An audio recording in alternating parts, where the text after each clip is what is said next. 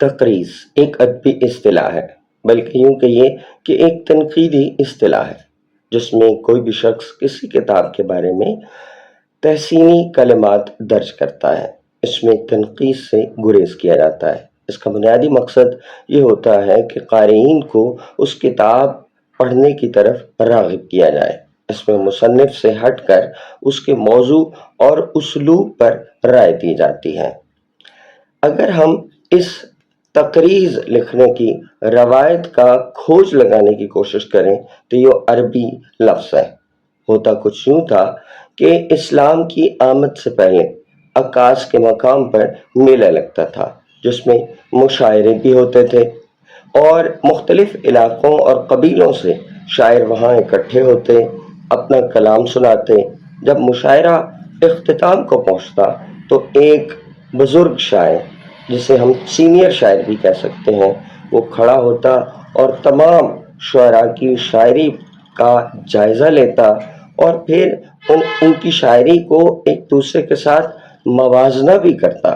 اس سے ان کی شعری محاسن اور جو معائب تھے وہ ابھر کر سامنے آتے اور بہترین شاعری جو قرار پاتی اسے سنہری حروف سے لکھ کر خانہ کعبہ میں لٹکا بھی دیا جاتا تھا۔ عکاظ کے اس میلے میں ہونے والی اس ایکٹیویٹی کو تقریض کہتے تھے۔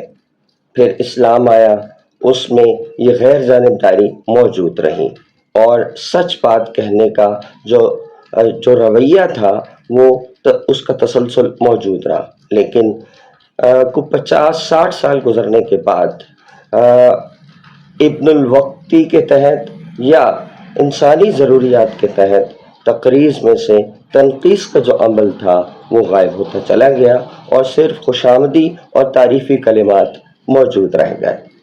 یہی عمل فارسی شاعری سے جب اردو میں داخل ہوا تو اس میں جو معائب بیان کرنے کا عمل تھا وہ ختم ہو گیا اور صرف تحسینی کلمات رہ گئے۔ بہت سے کلاسیکل شعراء نے دوسرے شعراء کے کلام پر اپنی تقریضیں رقم کی ہیں اور اس کا سلسلہ ابھی تک جاری ہے، جس کو آج کل ہم فلیپ کہتے ہیں۔ دراصل وہ تقریض ہی کی ایک شکل ہے۔